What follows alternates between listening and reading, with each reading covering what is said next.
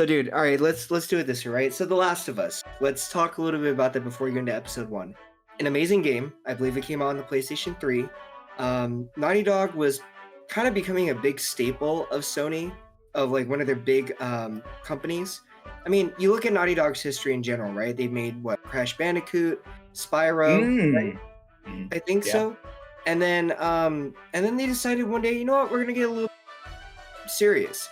So they kind of went into more like realistic stuff, but also kind of I don't even know how to describe it, weird in a way. So like we have Uncharted, where it became known as the Bullet Sponge series because Nathan Drake was the type where his enemies would take a crap ton of bullets to to die. But the stories were always fun, and there was a little bit of some storytelling elements. So you could see how Neil Druckmann and like Naughty Dog were kind of building into becoming more story driven based for their games. And then they came out with The Last of Us, which was a completely different experience than what they had been giving us before. Instead of it being throwing enemies at you like crazy, it was a game that relied on stealth. Instead of it being a game that focused more on its gameplay, it was driven by a story about a man who, at the beginning of what turned out to be an apocalyptic situation, lost his daughter, and as we all have gotten to know the story, found redemption in a girl named Ellie, and bringing her to the West to potentially create a cure for the cordyceps infection. And I'm sure, as many people know what the story is, as the ending, well, I don't know if I want to give it away. I know it's been years, but they're re-releasing The Last of Us again for the PlayStation 5. So for anybody who is new to playing the game, I'll let you find out the rest. Or you can keep listening to this podcast and see as we get to the final episode of The Last of Us in our discussions what happens.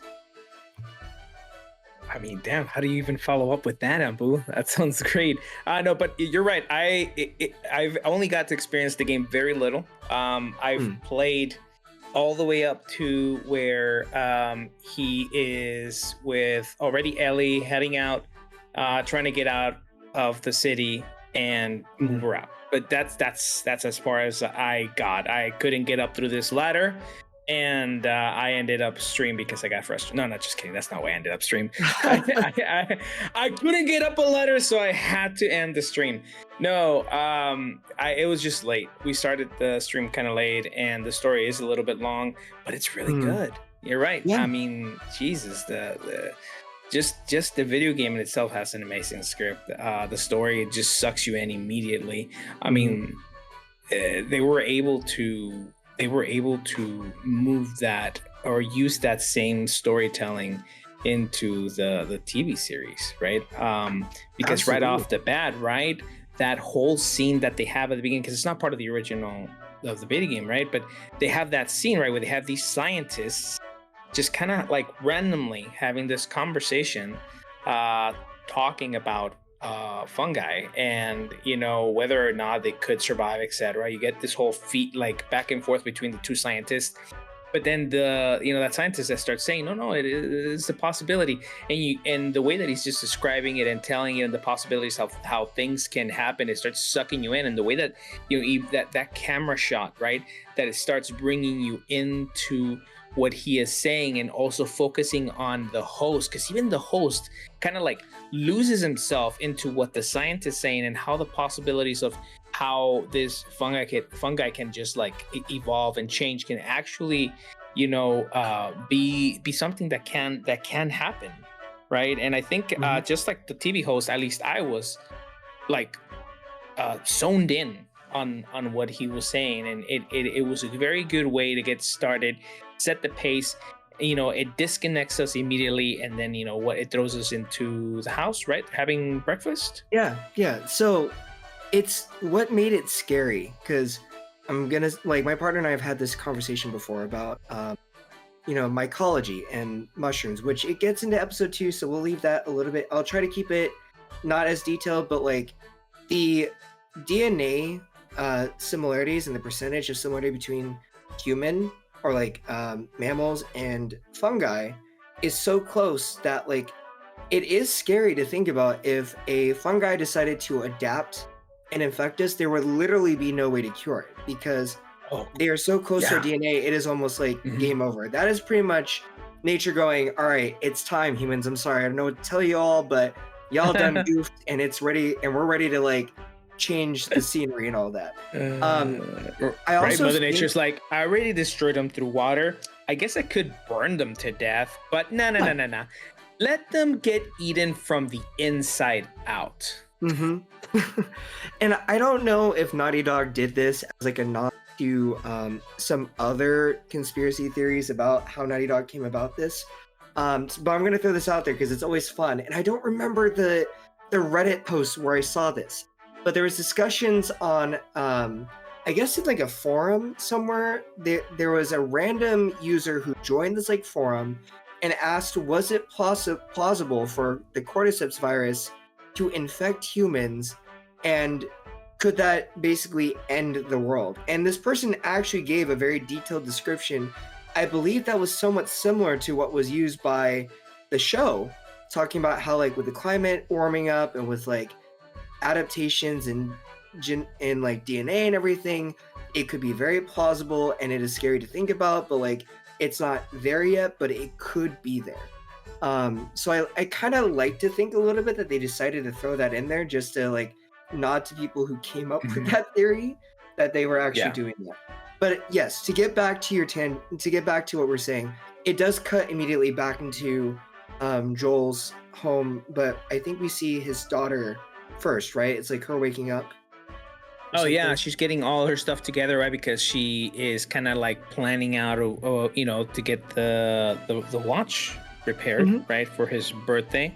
So she's just kind of like hustling and everything because she knows that he's not the type of personality that is going to be taking care of himself. I mean, himself. So it looks like she's assumed the role of not just daughter but also like partner, right? I don't want to say wife because that sounds kind of cringy. Yeah. But as let's say partner, right? Because it looks like she takes care of a lot of, I mean, just basically takes care of herself. I mean, that already in itself as a parent, I'm guessing, well, I'm not a parent, but seeing parents like just having that kid be independent enough to take care of itself already takes off so much responsibility Hmm. off their back. So it seems like she's able to take care of herself just fine. And on top of that, right, make sure that the house is in order because you don't see a dirty house, right? Like, yeah, they seem to be living in a very humble home in Texas, but it's a clean house. Everything is Hmm. in order, right? And for a guy that is consistently in and out, I mean, I can guarantee you that house would not look as nice as it looks right now. I mean, perfect example right now, right?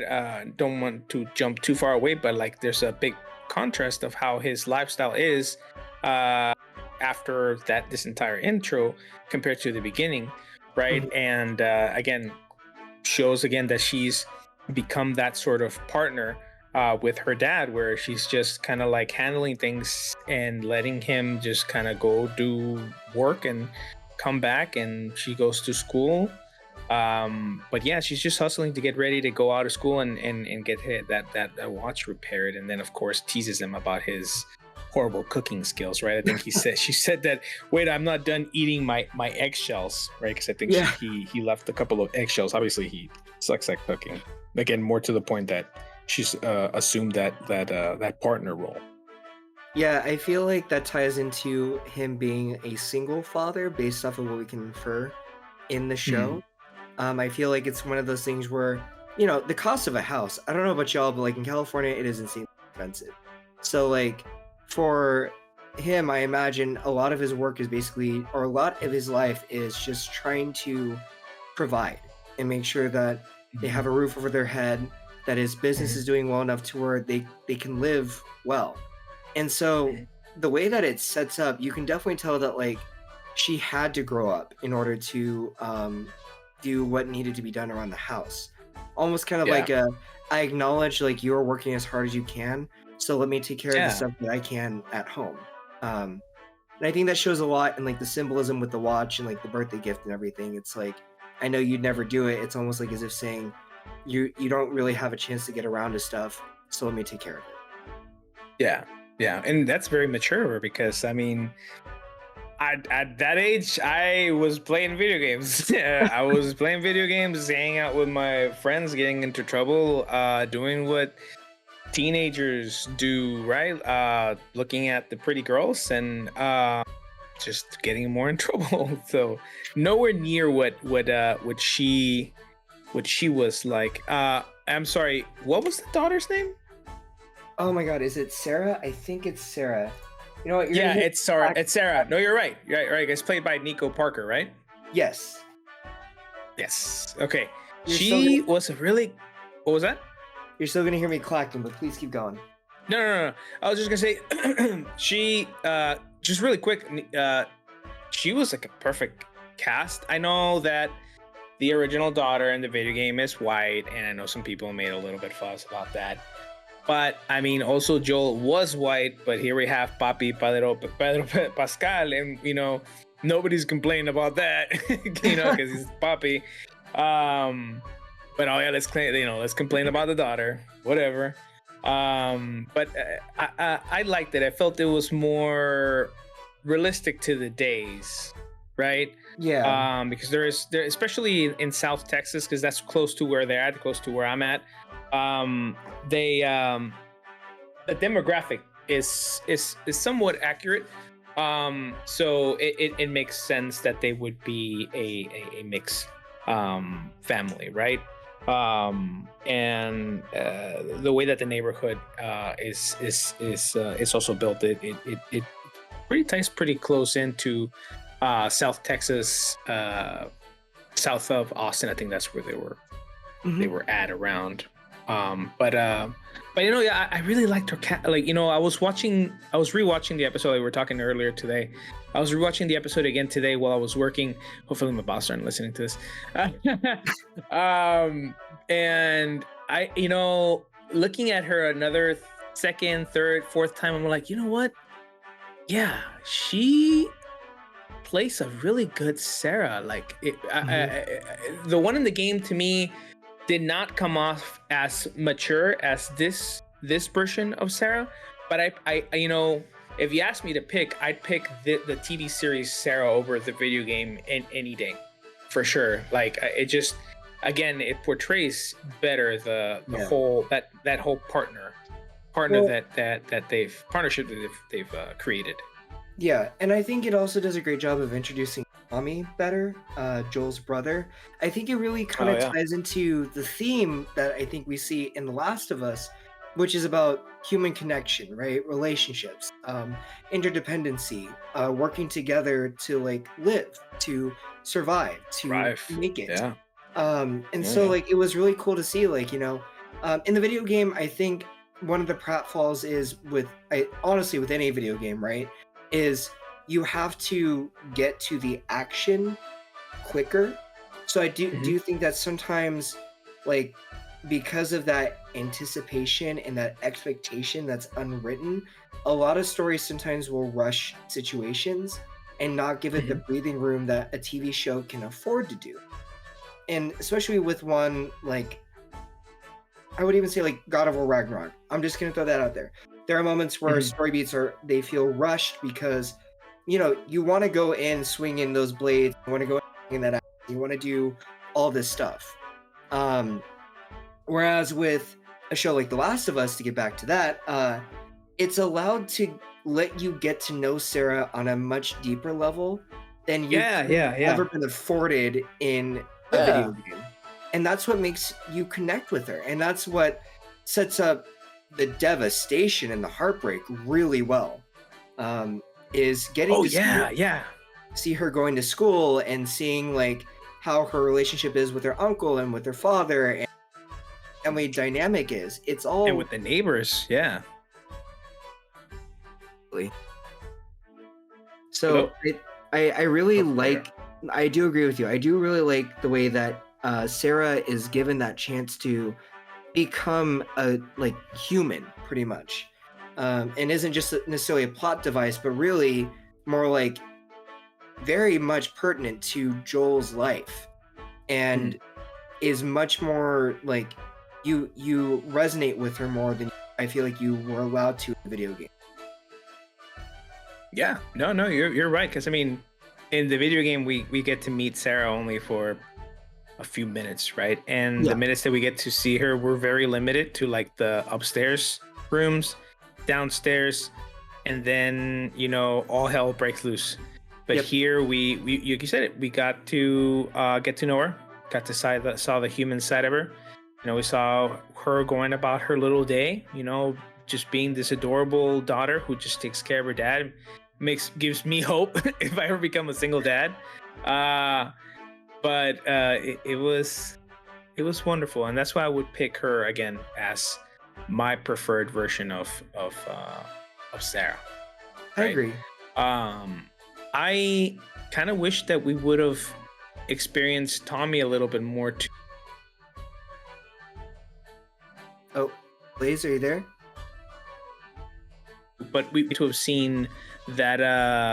I don't know, or maybe they'll eventually maybe next season they'll do a whole like what happened between then when Sarah dies to like where it's just where Joel and Tess get together and stuff. I don't know. I'd like to see that whole between, because we didn't see it in the video game, and so. But then again, Yeah. we've been seeing a lot of things that don't come on the video game. So I'd be Well, interested in see what a little bit more about Tommy. I do, and that's the thing with like, again with like a TV medium, right? Or the TV medium or the franchise that can be built into a TV show is like, we're gonna be able to potentially see that if there's enough demand. I do think that Tommy is a very interesting character in both Last of Us 1 and 2, and I do think he deserves a lot of. He does deserve a story in the universe. I Yeah. also think like you said, Tess deserves it. I think there are other characters that we get to know that I feel like Hmm. it would be interesting to kind of see the stories within the world. Um, I kind of feel like to kind of be similar to another series, as much as I loathe it to a degree, I'm gonna be honest, and that's a whole story. Um, like The Walking Dead, the thing that I loved that they were willing to Oh, do was they branched out into different stories that happened yeah. within the universe. So it wasn't just Rick's story or Carl's Hmm. story or that group story. It became more of like you got to see different areas. You got to see more of Morgan. You got to see more of other characters and how they were impacted by their Yeah. apocalypse. So like if The Last of Us did that, I feel like a lot of fans would be interested. I'd like to see more of Bill and Frank's story, to be honest. I know we got an episode and it's a beautiful episode, but I would Oh love to yeah. see like if we could maybe more of their stuff. And I mean, to be fair, that hour was packed more than enough to where you could say it was a solid self-contained story. But there's a part of me that kind of wishes I would have seen a little bit more of them because that episode was beautiful. It was. It was. It was. I think I saw it somewhere. I don't remember where I read it. Maybe it was Reddit. But it was like, leave it to Craig Mason to write a way to have people fall in love with gay rednecks. I was like, yeah, holy shit, that's true. I totally fell in love with them both. Yeah. I don't know if I have seen anything since that episode. And again, I don't want to get too ahead into that episode because I know eventually we'll talk about it in the other episodes. So make sure you guys follow us, subscribe to make sure you're up to date and you get to listen to us talk about that one episode, because God, are we gonna dig into that episode. But yeah, it was beautiful. I cried. Yeah. I cried. Oh, dude, definitely. I'm not going to deny it. And I also heard there may be a rumored cut out there. So hopefully we get to see that as well. But like Wow. in this episode 2 of episode 1, what I also love too was there's little pockets and little hints of foreshadowing that are done so well that leads up to the moment when all hell breaks loose.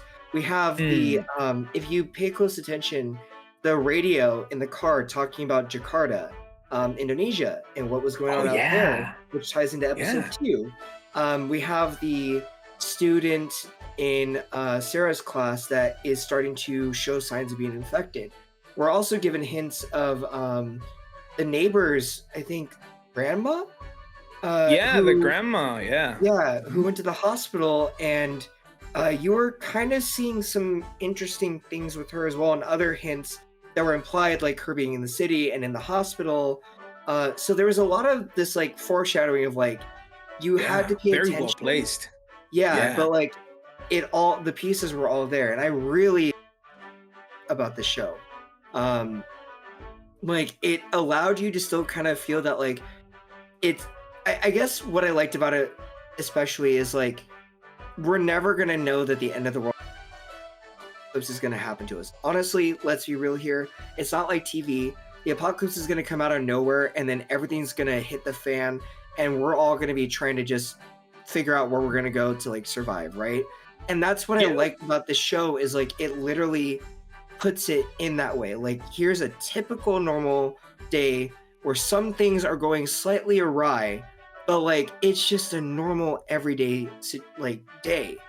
And then Mhm. as the day goes on, it grows more into something is wrong, what's wrong, and then it leads to like the big scene of Yeah.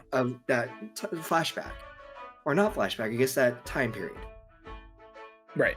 Right. Because they're living at that moment at that moment. But yeah, you're right. I mean, all the little foreshadowings, the great acting by the beautiful puppy.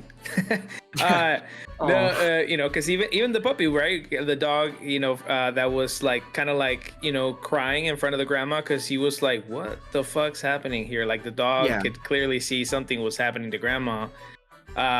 And the dog himself like bringing the attention to Sarah, like what was happening in the neighbor's house, that like, hey, by the way, grandma kind of went crazy and she kind of started eating yeah, everybody else.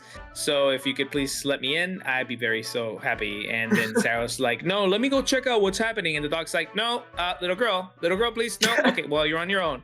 uh Forget you. I'm just gonna go. You go do that. That's fine. I'm pretty sure you won't be able to do anything. But yeah, yeah, it was great. Just like her showing up, just trying to figure out like what is happening. Like obviously things are already going all crazy. She's hearing all the ambulances and everything going all crazy on around them, which adds to the suspense, right? Because she shows up and everything is just dark, right? And like it's like everything's so out of common because like their neighbors are always, even though they're elderly, they're very lively people, right? They're mhm, very happy people. um but then she shows up and that's not the case, and she walks in and what's the first thing she sees, right, is that poor guy just like bitten on the neck, trying not to bleed out, laying on the floor, trying to find the I guess the ability to talk because he looked like he was in shock, right? mhm, I don't think it was so much that his vocal cords were destroyed from the bite because it looked like he got bitten on the neck on the side. I think it was just more like him being in shock, not knowing how to deal with what he just experienced. And then, of course, she sees the grandma just going at it with the other lady, and you start seeing the fungi just kind of like sticking its little tentacles out and mhm. doing its disgusting thing. um but she herself, even though we saw that she's a very collected, cool-headed girl and has her shit together, it was still really impactful for her to see and like assimilate what she just saw. It was like it took her a bit. I don't remember too well. I think it might have even been the dog barking that kind of like zoned her out, and she thankfully was able to run out. And Joel, right? Joel and Tommy are the ones that meet her up front the house. They Remembering that basically correctly? are rushing to get her because she's running out the door. The grandma with like tendrils from the mushroom is like coming at Tendrils, her, that's the word. and he basically just wrecks the grandma with a wrench. Yeah. Just like It was great. he's like, nope, gonna do this, and just like goes for it. And it's like crazy because one of the big things in the game, and this is what I actually thought it was a very bold move, and I liked it, was that in the Mm, game they had the whole spores thing, right? So you had to put on a mask in areas, and you had to like walk carefully. You had to make sure that your mask wasn't broken, or else you get infected by the spores that are in the air. But in this case, like they were showing more of how connected fungi are because fungi with like their mycelium, it's like a network. Mhm. So it ties into that whole like how they work. And if you ever have seen pictures of the cordyceps virus or cordyceps fungi and like ants and stuff, they look like little I have. tendrils or little spikes like coming Yeah. out of their body. It's gross. Um, Of yeah, course. oh my Yeah. god, it's disgusting. But like it's cool that they added that little detail. But yeah, she I think to get back to it, what led to her going out there was her dad, Joel had to leave because Tommy was in jail. And Oh, then, right. That's right. They yeah, got in a fight, right? yeah, it Oh, was, that's another foresight. That's another like that foreshadowing, right? He's like, "Hey, it's not my fault. Some dude was just like acting yeah, all crazy, right?" yeah, So that's that's another one right there. Yeah. yeah. So like again, really great foreshadowing. Hell Because yeah. it could sound like a drunk person, but really, let's face it, we know based off of the signs that it's somebody that is infected. Um, Mhm. and yeah, and then just like that whole sequence when like he like rushes her into the car and they're just driving off, um and just like the setup and the tension is so good, it's so well done, like the craziness of like being stressing out and being afraid and trying to like navigate getting out of the situation that they're in. And one of the things I thought was super chilling in that moment when they are in the car is when Sarah goes, "What if it's everywhere?" And it like, I don't know Oh about yeah. you, Silver, but like my stomach dropped when she said that because it was just like the for the the dawning realization that maybe this is something you can't escape would be terrifying, right? Yeah. Like, Yeah. how scary would it be to like the fight or flight response, and then you're just like, there is no But escape. where do I go? Yeah. Yeah. Oh man, it just like Yeah, because it, because they even say that it was like just keep going south, Mexico, and then I think that's what she says that, and then it's like you said, right? You get that sinking feeling. It's like, shit, where do you run? yeah.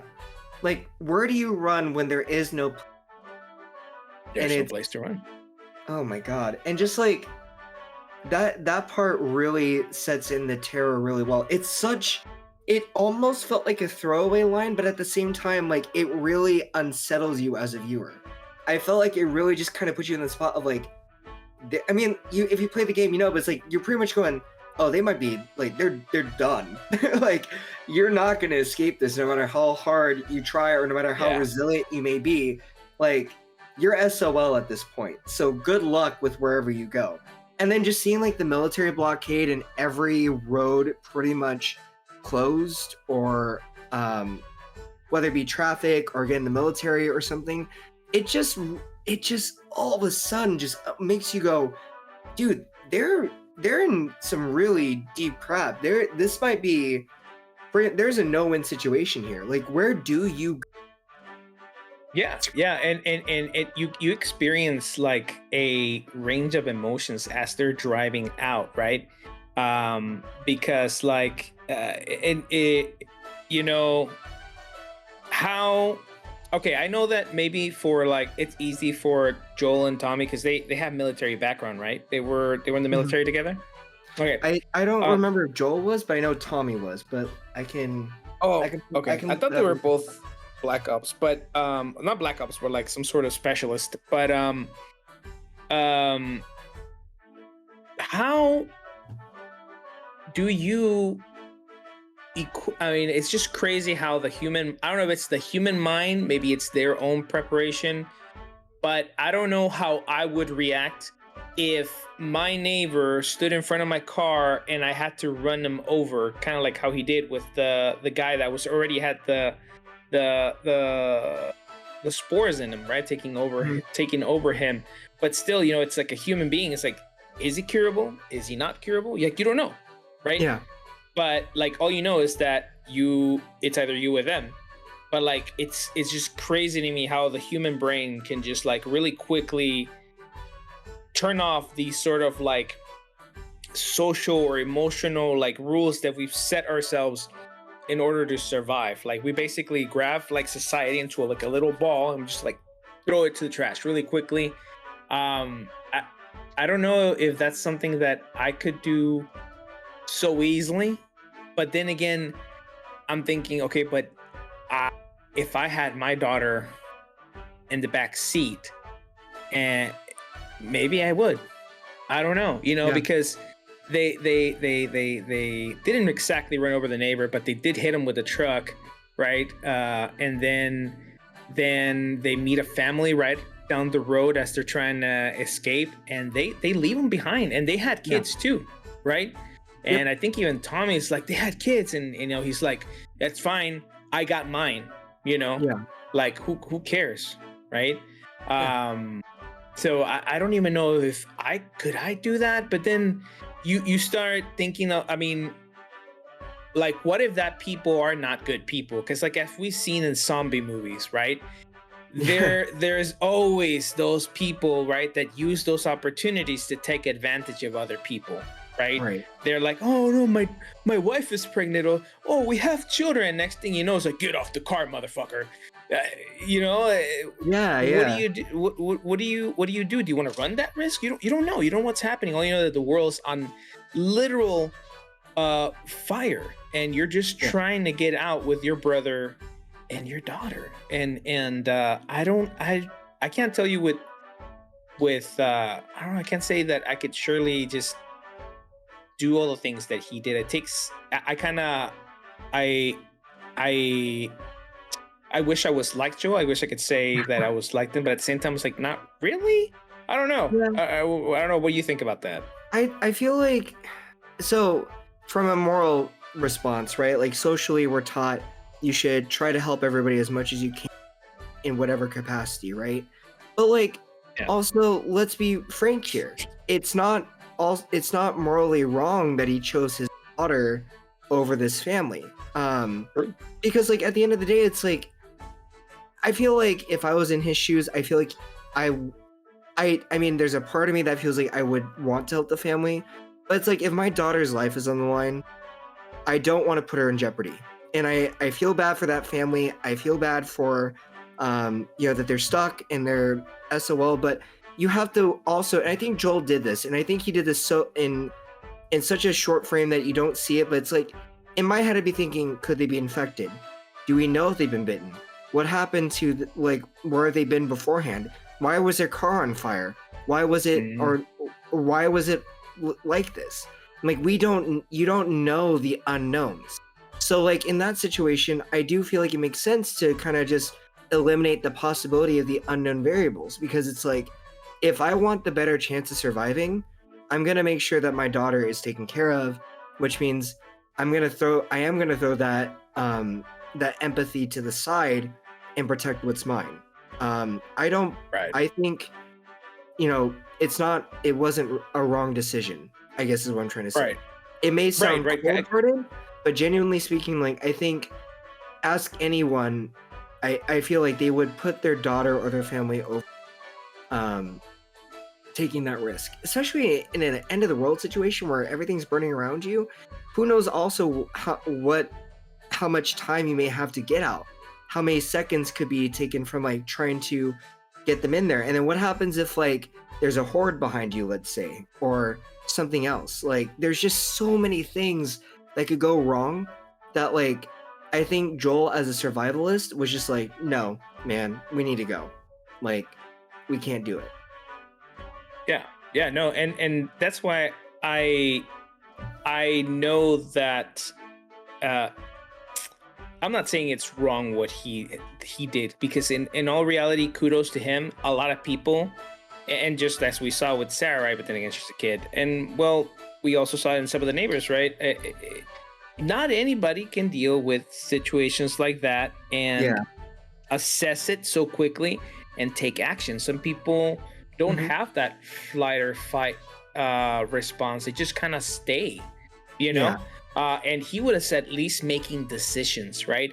And often we tend to judge people really harshly for making the wrong decision or the coldest decision or not the most favorable decision. But as a leader, sometimes you have to make you just need to make a decision. And like you said right now, it seconds can mean your life. So especially in the situation where they have very little information of what's happening, all you know is like people are like zombie-ish, like, and you need to protect your family. So you need to make the quickest, best decisions, but Yeah. make a decision, you know? Like they always said in zombie movies, right? Movement is life. So being the survivalist, as you said, right, that he's just moving. He's Yeah. moving, he's making decisions. You know, if he makes bad decisions in the future when there's time to actually think about it, then I guess he will think about it. But until then, you know, his survival mode is not a bad thing. All I wish is that I hope that if the situation, I don't hope the apocalypse comes for us. That I don't hope for. Well, maybe, I mean, no taxes, you know, but Oh my God. So listen, do you know how much taxes I paid this last year? Anyways, rip. so rip my wallet and bank account. But I just hope that if something like that catastrophic was to happen, you know, I have the capacity to have his mentality. I guess I'm just gonna go ahead and ask myself, right? Just trying to remember. I was like, what would Joel do? What would Joel do? Not what would Jesus do, but what would Joel do in the situation? Yeah. If we get like a mutated version of COVID in the next couple of years, which I'm pretty sure it's gonna happen. Oh, totally. I just hope I'm able to make the best. Hey, let's be honest. You know, we're dumb animals. You know, I don't know how we've survived so far. So it's gonna happen, man. Let's just be honest. But the moving along though, he then they go to town and more again, him showing, you know, that he is like not giving a F about anybody else but him and his family, right? Because his brother said, Tommy says, like, I can't run through them, and Joel says, oh, come on, like just run their asses over. Who cares, right? It's like, dude, come on, it's like me, you, and my daughter, like, so that's all that matters in my world. Like, why aren't you doing it, you know? But Tommy still has that moral thoughts that, you know, it's like, I can't hurt other people to, you know, for me to survive. Like, that's just something that he has not switched on to, or that's just not his personality, right?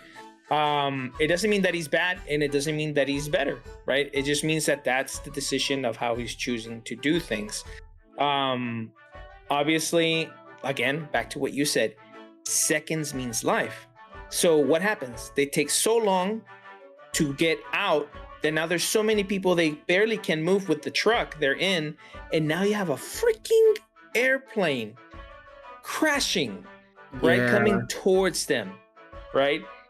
That's what happens. They took too long to make a decision. They had this whole back and forth, and those 5-10 seconds literally cost them getting tilted over and being put in the situation where they got separated, right?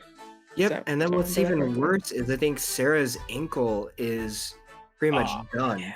Which makes it now even worse, is like, not only did they get, I mean, destroyed by an airplane pretty much, but now Joel has to figure out how to protect Sarah in a situation where she is pretty vulnerable now. Like, she's already vulnerable because she's a kid, right?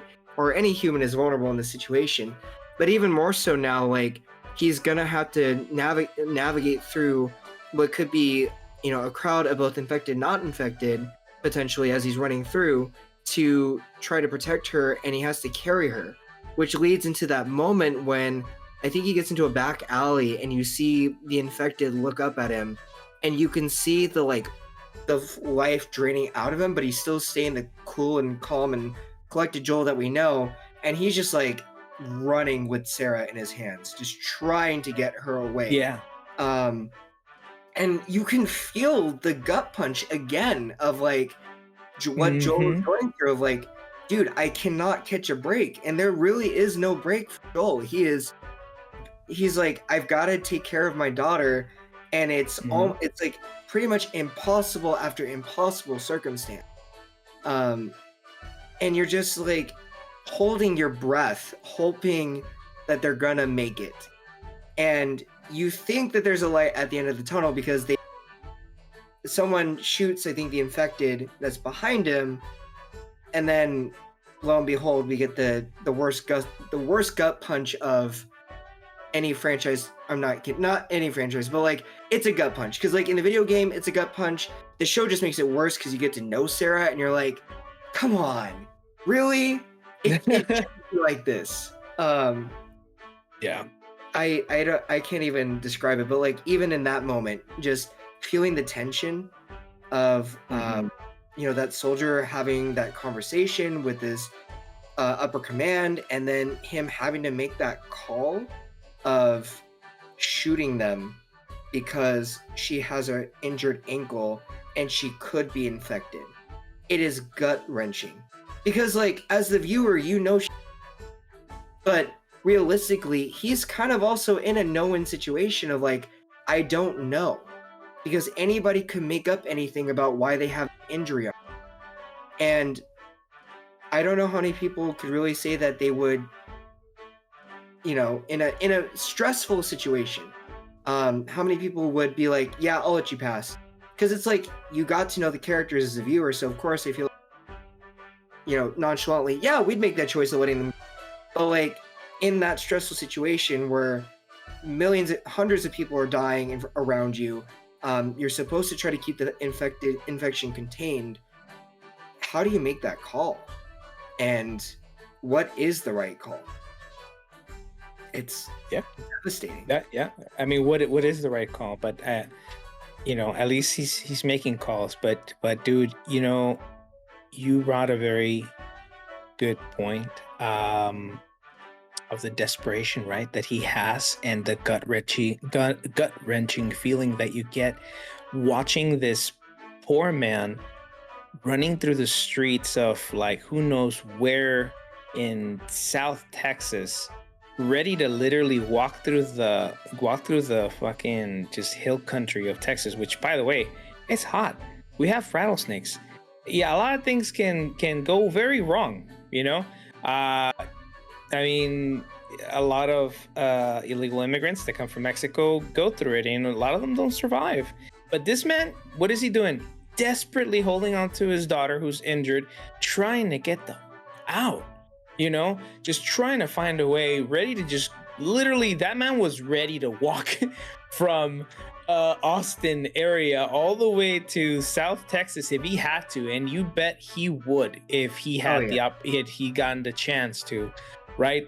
But I could he again, Papi Pascal, man, I don't know how he does it, but you could see the first I mean, again, I'm not a parent, so I can't, the closest thing that I can relate to is just like the most precious person to me, and all I can think about is my significant other, and having to be in that situation and having to carry her and just trying to get ourselves out, while in the back of my head thinking, shit, Ambu and I separated while I'm carrying my significant other.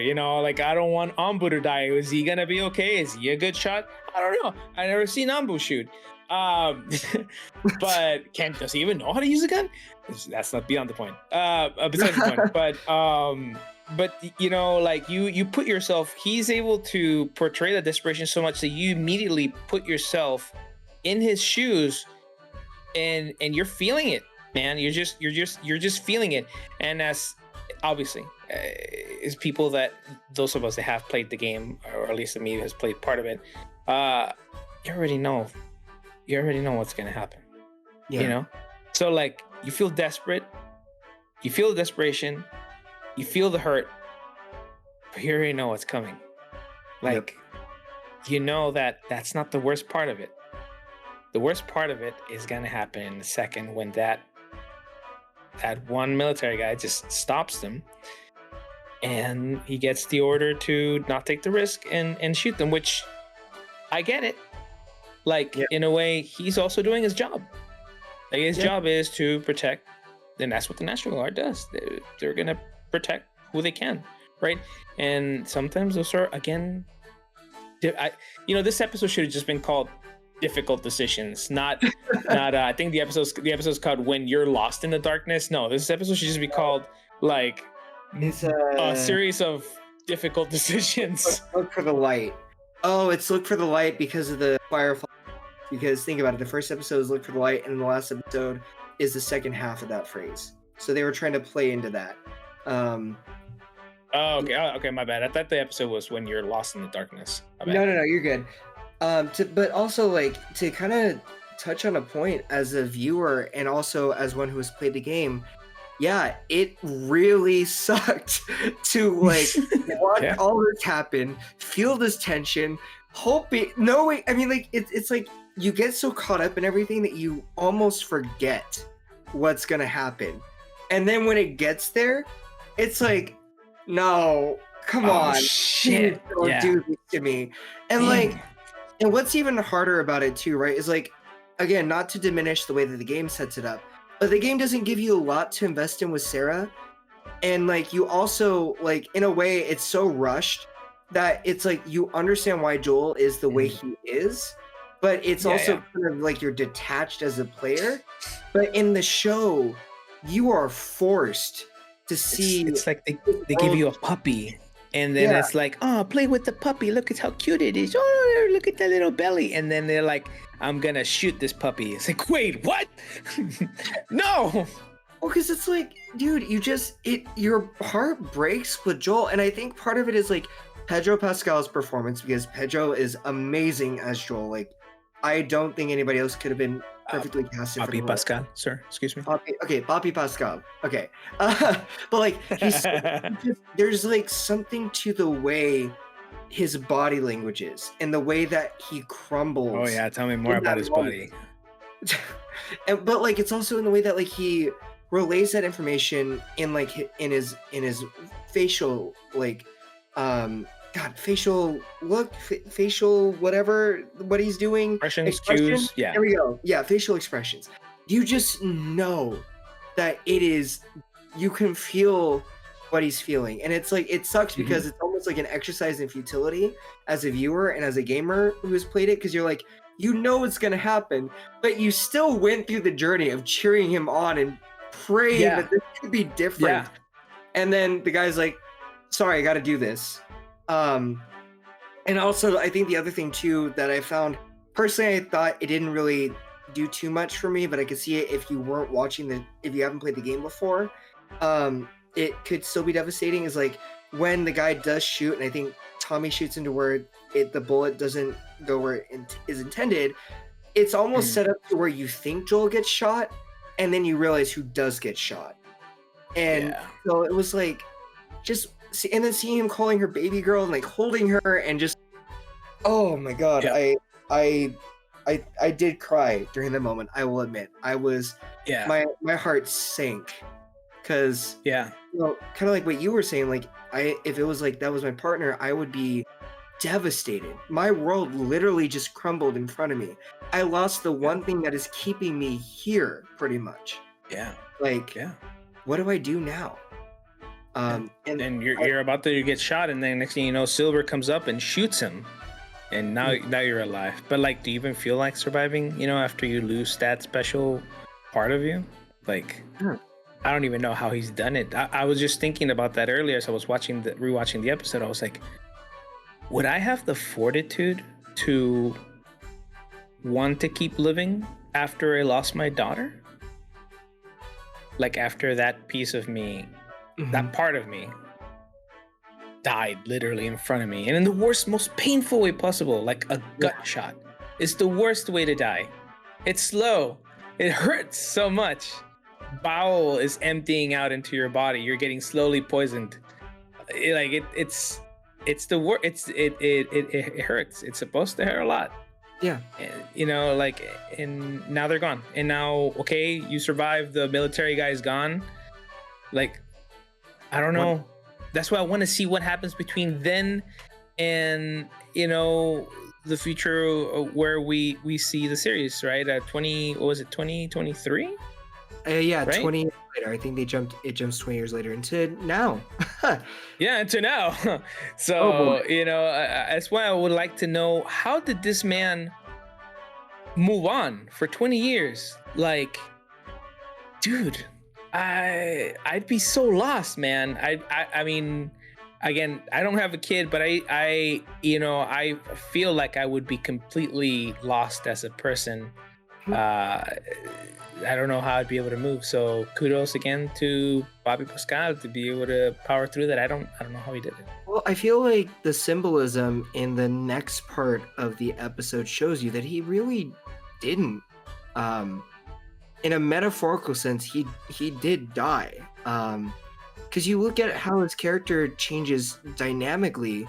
In the next shot that we were introduced to him, the poor guy um, looks just like he's there. He's a husk, a shell of himself. He's just there to survive. Like I think he pretty much like is so hardened to where he's not really Joel anymore. He's a fragment of Joel. He's the survival instinct in Joel. He's the one that is like, I just keep moving forward. But we don't see Joel anymore. And we don't see the person that we saw in the beginning. And I think that's so important to understand is like, it's kind of like when you lose someone or like you lose something very precious to you, you kind of time pauses for you. I mean, it doesn't literally pause, but like you feel like it pauses for you because you want to hold on to whatever is left of that. You want to cling on to it because you want it to be real still. You don't want to acknowledge that it's there. And I don't know if that's the choice that Pedro Papi Pascal made as an actor, but you could definitely feel like Joel, of course, he moved on in the sense of like, he knew he had to keep moving. Like at the end of the day, his survivalist instinct kicked in. He's still gonna keep going and he's gonna do what he needs to do to survive.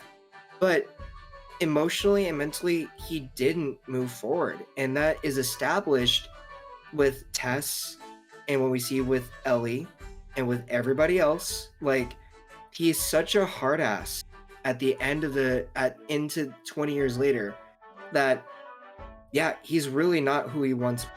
And I love that that's how it sets up the rest of the series for Joel and how he changes. And that's what makes Papi Pascal's like interpretation of Joel so good throughout the series is we see that transition back. Yeah. He went to his base, right? To his base form, which is the survivalist. That's all he had left. You know, everything else died with him, like you said. He lucked out having to find Tess. And I mean that because holy shit, Anna Torv, she's beautiful. Like she can do whatever she wants to me. She's such a like a powerful I kind of almost want to call her like I guess for those two episodes, first couple episodes, she is the lead female role because Ellie doesn't come into her role until much later, right? But like she has, you know, right off the bat, right when they start showing the scene where, you know, Tess first comes into play, like who in what scenario do you know where you're the one that's like got held, she's not ransomed, but like she's being held, right? She's all beamed up, but you have the guy that got you beamed up and held literally begging you to please let this one go, right? Because, you know, the guys that work for this dude, they messed up, right? They didn't know who she was. They beat her up, you know, and he knows that Joel, who he is, and how it again goes to show what sort of rep Joel has built for himself. That everybody knows he's like this like murderous individual who will just destroy you, but he's just begging her, even though he's the one that just got her all beamed up and held. It's like, please, can you just let this go? It's like, fine, we'll let it go. And he's like, no, that didn't sound genuine. I want to live tomorrow. Please, I want to live tomorrow. And she's like, sure, no problem. You know, it's just crazy to me that it was such a weird dynamic. I guess that's what attracted me so much also about that scene. And of course, to Tess because she's gorgeous. But yeah, it attracted me so much to that scene. It was just it was so uncommon, right? Like you don't Mhm. see that in a sort of ransom sort of scenario like that. Yeah. Well, dude, isn't it crazy that we can make a episode of just one half of an episode? Like, Yeah, oh yeah, my God, there's so much to dissect in part two. And that's the thing that I love about The Last of Us in general. Like, every episode has so much packed into it. Um, we could literally talk for hours on this show. Even probably talk about episode one for multiple hours, but we definitely should we should definitely get yeah. back into it and talk more about Tess and Joel 20 years later and really dive into the setting of present day because it's Right. very scary and very chilling when you really think about how it's set up.